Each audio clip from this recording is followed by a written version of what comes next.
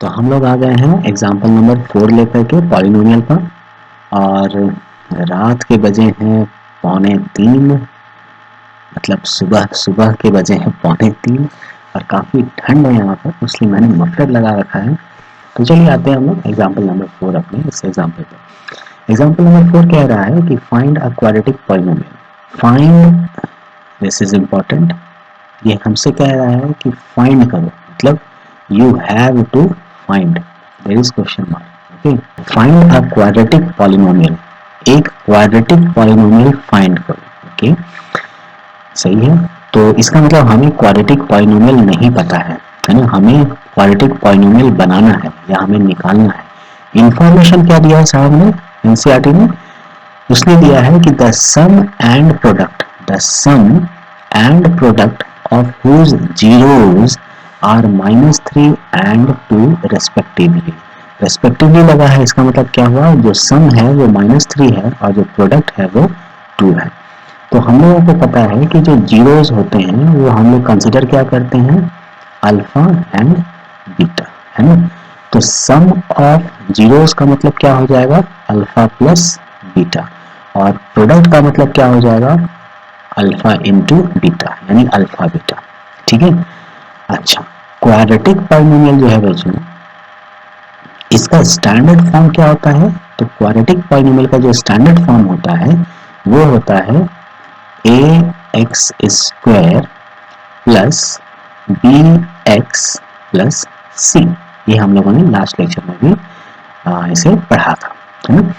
तो अब हमें तो नहीं पता है कि कौन सा पॉलिनोमियल है या नहीं, तो इसीलिए हम क्या करते हैं, सबसे पहले लेट, मान लेते हैं जी कि जो क्वाड्रेटिक पॉलिनोमियल है वो ax square plus bx plus c है। ठीक है, मतलब जो स्टैंडर्ड फॉर्म है इसका, उसी स्टैंडर्ड फॉर्म में हम लोग इस पॉलिनोमियल को मान लेते हैं। ठीक है। अच्छा, and its zeros be alpha and beta, और इसके जो जीरोस हैं वो अल्फा और बीटा है, ये हम लोगों ने मान लिया। अब क्या होगा, now we have according to question alpha plus beta, ये जो दिया है सम, है ना, कितना है, -3, तो दिस इज -3। ओके। अच्छा, अल्फा प्लस बीटा हम लोगों ने पिछले बार देखा क्या कि alpha plus beta is equal to -b/a होता है, और alpha beta is equal to c/a होता है। ठीक है, ये हम लोगों ने लास्ट लेक्चर में देखा था। तो अगर सम ऑफ जीरोस दिया है, इसका मतलब अल्फा प्लस बीटा दिया है, इसका मतलब इसका वैल्यू क्या होगा, -b/a, यानी this is equal to -b/a। And alpha beta जो है वो कितना होगा, 2, क्योंकि प्रोडक्ट का वैल्यू क्या दिया है, 2 दिया है, ये तो हमारे क्वेश्चन में ही है ना। और अल्फा बीटा क्या होता है, c/a, it means 2 is equal to c/a। यहाँ तक भी बात समझ में आ गई? ठीक है।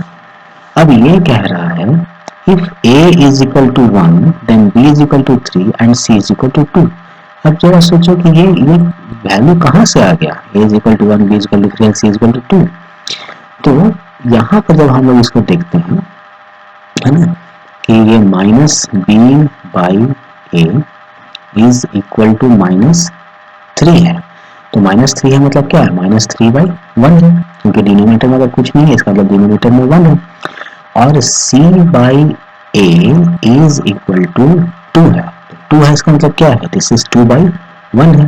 तो देखो a1 है ना, अगर यहाँ पर हम लोग इसको थोड़ा सा कंपेयर कर लें तो ये जो a है ये 1 है, ये भी a1 है, इसका मतलब a का वैल्यू क्या हो गया, a इज इक्वल टू 1 हो गया, है ना।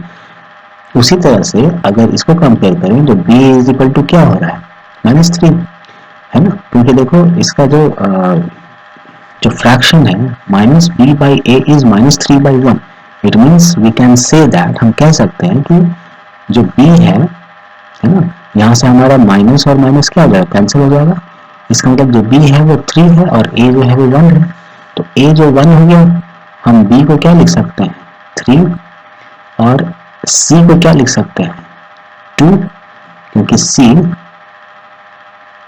is 2, a is 1। ओके, तो ये इंफॉर्मेशन हमको इसको देख करके समझ में आ रहा है, और इसको ही एनसीईआरटी में देखो कैसे सॉल्व करके लिखा है, if a is equal to 1, b is equal to 3 a is equal to 1, b is equal to 3 and c is equal to 2, c is equal to 2। तो क्या होगा, हम अगर इसी वैल्यू को अपने standard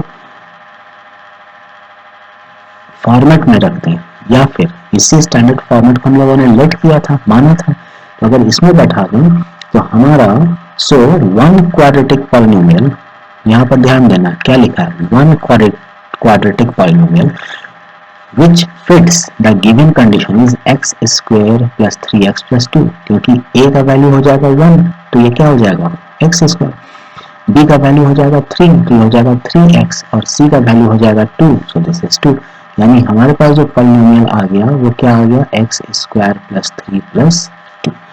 this is our polynomial. Okay, अब कौन सा पॉलिनोमियल है ये, क्योंकि degree is 2 so this is quadratic polynomial. Now you can check that any other quadratic polynomial that fits these condition, कोई भी polynomial जो इस condition को fit हो जाएगा will be of the form k under bracket x square plus 3x plus 2 and where k is some constant and that constant is real। real कहने का मतलब क्या है कि अगर हम k का वैल्यू 0 बैठा दें बच्चों तो ये 0 और इनटू में सारा का ये सारा 0 बन जाएगा, वो तो संभव नहीं है, फिर हमारा पॉलिनोमियल नहीं रहा, क्वाड्रेटिक पॉलिनोमियल नहीं होगा, यानी k का वैल्यू 0 नहीं हो सकता, 0 को छोड़ करके बाकी जो रखना है रख दो, that's why k is real, it should be real. ठीक है, अब आगे जो एनसीईआरटी में लिखा है देखो, ये एक अगला पार्ट है जो हम लोग अगले वीडियो में इस चीज को देखेंगे, है ना। एग्जाम्पल नंबर 4 का पूरा कहानी यहीं तक था, यहीं पर खत्म हुआ। आपके दिमाग में एक क्वेश्चन आ रहा होगा कि सर ऑलरेडी हम लोगों ने इस पॉलिनोमियल का वैल्यू फाइंड आउट कर लिया, बिल्कुल सही बात है, हमने फाइंड आउट कर लिया, this is x square plus 3x plus 2। तो सर फिर यहाँ पर कांस्टेंट k क्यों लगाया, एनसीईआरटी में ये कांस्टेंट k क्यों लगाया और इसको कह रहा है यहाँ पर कि वन क्वाड्रेटिक पॉलिनोमियल। सर ये वन क्यों लिखा है, इसका मतलब क्या अदर क्वाड्रेटिक पॉलिनोमियल भी संभव हो सकते हैं क्या? हम तो यही सोच रहे थे कि एक निकल गया तो यही काफी है, और एनसीईआरटी में इसे 1 लिखा है। एनसीईआरटी का एक एक वर्ड इंपॉर्टेंट होता है बच्चों, चाहे वो साइंस हो, चाहे वो मैथ्स हो, चाहे वो कोई भी सब्जेक्ट हो। अब इसने अगर यहाँ 1 लिखा है इसका मतलब है कि और पॉलिनोमियल बन सकते हैं, तो वो पॉलिनोमियल अगर बनेगा तो उसका कुछ तो फॉर्मेट होगा।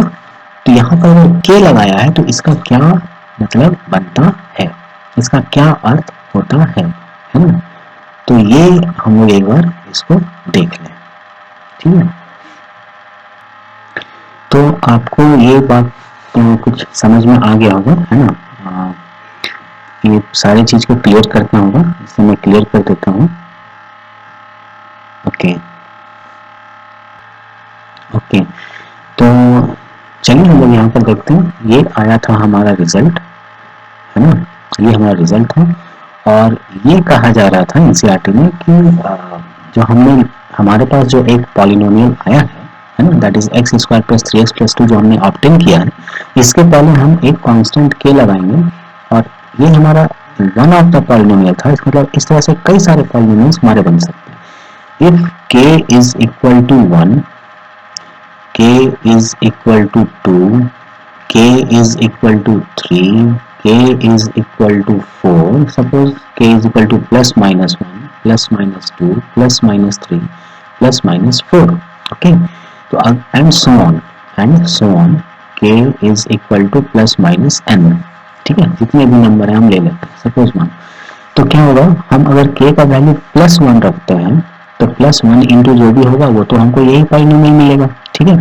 लेकिन अगर k का वैल्यू हम लोग माइनस 1 रखते हैं तो माइनस 1 रखने से क्या हो जाएगा, ये minus x square minus 3x और माइनस 2 बन जाएगा। अगर k इज इक्वल टू हम लोग प्लस 2 रख देते हैं, ठीक है, तो ये वैल्यू हमारा क्या बन जाएगा, ये प्लस 2 यहाँ रख देने से, यहाँ प्लस 2 रख देने से ये जो हमारा वैल्यू बनेगा वो हमारा वैल्यू बन के रेडी होगा क्या, ये हो जाएगा 2x स्क्वायर प्लस 2 3 जा 6x एंड प्लस 2 2 जा 4, ठीक है।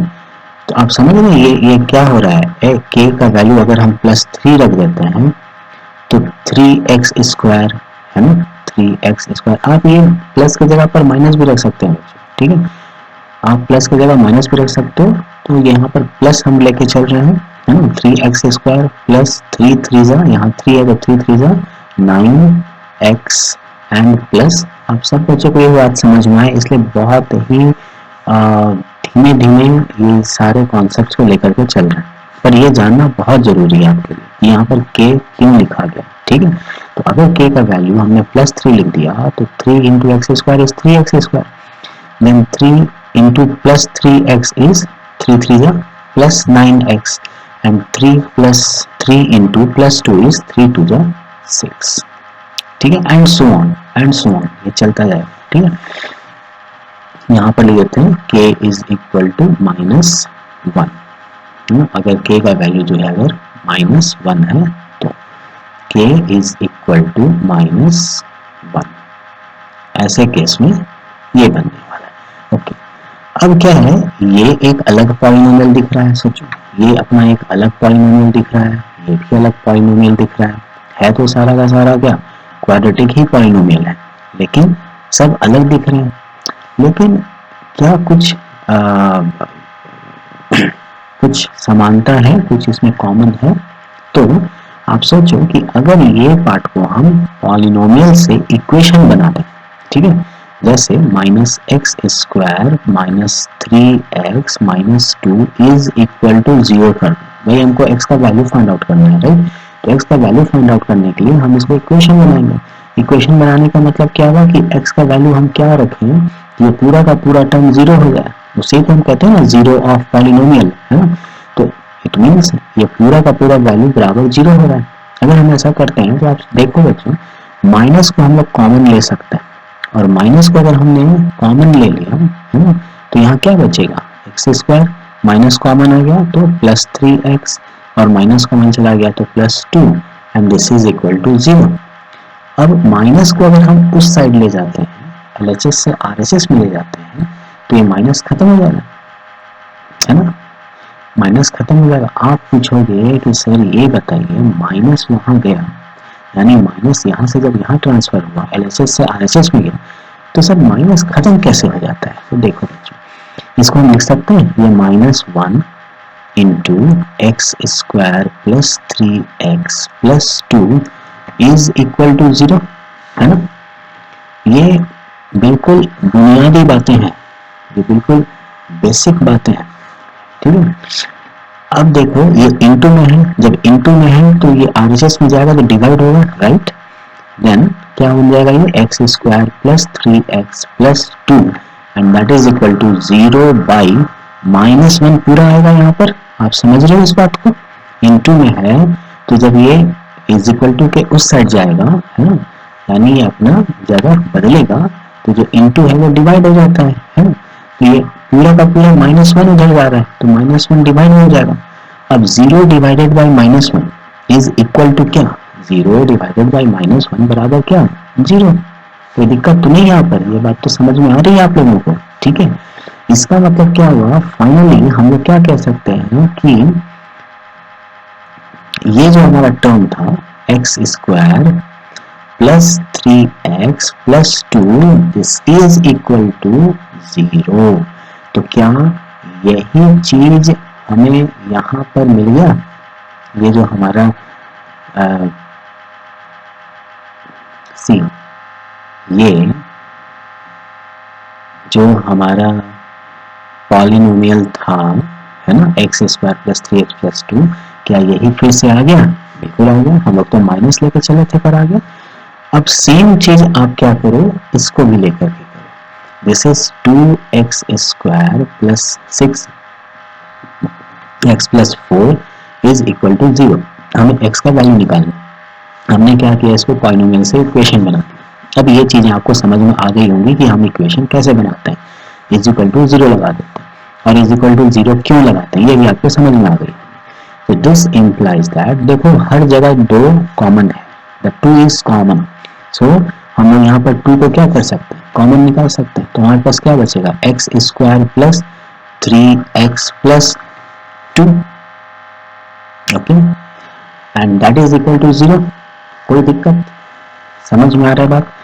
दिस इम्प्लाइज दैट, देखो 2 into this is equal to 0, तो हम 2 को वहां ले जा सकते हैं, 2 को हम लोग RHS में ले जा सकते हैं, ठीक है। तो क्या बचेगा हमारे पास, x square plus 3x plus 2 is equal to 0/2 आएगा। और 0/2 किसी भी नंबर को अगर 0 से 0/2 होता है, डिवाइडेड बाई 2 या कोई भी न्यूमरेटर अगर 0 है, डिनोमिनेटर में कुछ भी हो, तो ये हमें वैल्यू क्या देगा, 0 देगा। कुछ बच्चे ये भी सोचते होंगे कि सर 0/2 0 ही क्यों होता है, तो देखो 0/2 इसका मतलब हम क्या लिख सकते हैं, this is 2 and this is 0, ये हम लोग लिख सकते हैं। अगले ही टॉपिक में हम लोग डिविडेंड, डिवाइजर, कोशेंट और रिमाइंडर को पढ़ने वाले हैं, तो थोड़ा सा डिस्कस कर ही लेते हैं। तो अब देखो 2 में क्या मल्टीप्लाई करेंगे 0 हो जाए, तो सर 2 में तो 0 मल्टीप्लाई करेंगे तो 0 हो जाएगा। बहुत बढ़िया यार, क्या जवाब दिया, क्या बात है। 2 में हम लोग 0 मल्टीप्लाई कर देंगे तो 0 हो जाएगा, खत्म कहानी इसका, कट गया। तो हमें मिला क्या आंसर, 0। आप समझ रहे हो, डिवाइड ऐसे ही तो करते हैं ना, तो 0 मिलेगा। इसका मतलब 0/2 इज 0, जैसे 0/-1 0 था, 0/2 भी क्या होगा, 0 हो जाएगा। इट मीन्स हम लोग कह सकते हैं कि x square plus 3x plus 2 is equal to 0। अब देखो बच्चों, हम लोग चले गए थे 2x square plus 6x plus 4 से, और पहुंच कहाँ गए, x square plus 3x plus 2 से, और यही हमारा क्वाड्रेटिक पॉलिनोमियल भी था। इसका मतलब ये हुआ है ना। आप बाकी जितने भी हैं इन सबको आप ट्राई कर सकते हो, प्लस लेकर या माइनस लेकर के। ये कुछ भी होगा, जब इसका हम लोग इक्वेशन बनाएंगे तो इक्वेशन में लास्ट स्टेप में हमेशा यही वैल्यू आएगा, और जब इस वैल्यू का हम लोग मिडिल टर्म फैक्टराइज करेंगे तो हमें x का जो वैल्यू आएगा, अल्फा और बीटा, वो वही वैल्यू आएगा जिस वैल्यू को लेकर के हम लोगों ने इस पॉलिनोमियल को डिजाइन किया था। आप समझ रहे हैं इस बात को। इसीलिए एक ऐसा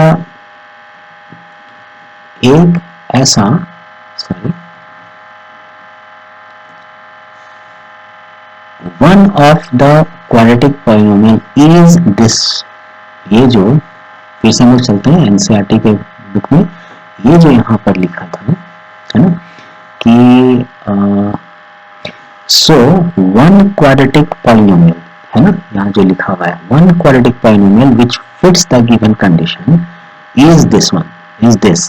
तो एक जो क्वाड्रेटिक पॉलिनोमियल है, ठीक है, तो आप सोचो आप कितने क्वाड्रेटिक पॉलिनोमियल बना सकते हो, आप बहुत सारे क्वाड्रेटिक पॉलिनोमियल बना सकते हो, लेकिन फाइनली है ना जो इस फॉर्मेट में होगा, लेकिन फाइनली जब हम लोग उसको सॉल्व करेंगे उसमें से किसी भी क्वाड्रेटिक पॉलिनोमियल का, है ना, ये फॉर्मेट में बने हुए किसी भी क्वाड्रेटिक पॉलिनोमियल का जब हम x का वैल्यू निकालने के लिए, जीरो ऑफ पॉलिनोमियल निकालने के लिए उसको इक्वेशन बनाएंगे और उसको जब हम लोग सॉल्व करेंगे, है ना, तो फाइनली हमें अल्फा और बीटा जो मिलना है वो क्या मिलना है, सेम मिलना है। ठीक है, सबका सेम ही आना है। ये बात समझ में। तो देखो ये एग्जांपल नंबर 4 एनसीईआरटी में जो था वो था तो काफी छोटा सा यहाँ मेंशन किया हुआ है ना। वो क्या था, एग्जांपल नंबर 4 यहाँ से लेकर के आपका यहाँ तक ही है। ठीक है, इतने में ही हो गया। लेकिन सोचो इसी चीज को बताने और समझाने के लिए, है ना, और यहाँ पर जो लिखा है एक वर्ड वन क्वाड्रेटिक पॉलिनोमियल, इसको समझने के लिए, और k का क्या मतलब है, यहाँ k क्यों यूज किया गया है, और k जो है वो रियल नंबर है, k का वैल्यू 0 नहीं हो सकता, है ना। ये सारी चीजें जो है ना, ये समझने के लिए एनसीईआरटी ने, और हाँ एक चीज और, a is equal to 1, b is equal to 3 and c is equal to 2, ये कैसे आ गया, इस चीज को समझने के लिए एनसीईआरटी ने बहुत बड़ा क्वेश्चन मार्क लगा दिया और कहा कि स्टूडेंट आप खुद इस पर सोचो। ठीक है, तो चलिए उम्मीद है आपको ये एग्जाम्पल थोड़ा लंबा जरूर हो गया, है ना, लगभग 25 मिनट के लगभग का ये वीडियो हो गया, पर ये एग्जाम्पल उम्मीद करते हैं आप सभी बच्चों को, स्टूडेंट्स को समझ में आया होगा, और काफ़ी डिटेल में हमने डिस्कस किया है ना आपके साथ। और कुछ भी कोई कंफ्यूजन रहा हो या कुछ भी इसमें प्रॉब्लम रहा हो या कुछ भी ऐसा हो, मुझे लगता है ये सारा क्लियर हो गया होगा, पर फिर भी अगर कुछ भी डाउट रहा हो तो यू आर मोस्ट वेलकम, आप पूछ सकते हैं कमेंट में। कमेंट में क्लिक करके आप अपने क्वेश्चन पूछ सकते हैं और मैं बिल्कुल कोशिश करूँगा आपके सारे कमेंट्स के जो भी क्वेश्चन आपने पूछा है उसको उसका आंसर करने के लिए। ठीक है, तो चलिए नेक्स्ट वीडियो में हम लोग इसके आगे वाले पार्ट के बारे में हम लोग पढ़ेंगे, है ना, और इसको देखेंगे कि ये क्या कह रहा है, और यहाँ जो क्यूबिक पॉलिनोमियल के बारे में डिस्कस किया गया है, हम लोग इस क्यूबिक पॉलिनोमियल के बारे में भी पढ़ेंगे। ठीक है, तो पढ़ाई करते रहिए। All the very best. आपके अपने इस चैनल कर प्रयास को लाइक, सब्सक्राइब एंड शेयर ज़रूर करें। ये वीडियो और भी अपने दोस्तों तक पहुंचाएं। पढ़ाई करते रहें। All the very best. कर प्रयास भाग मत।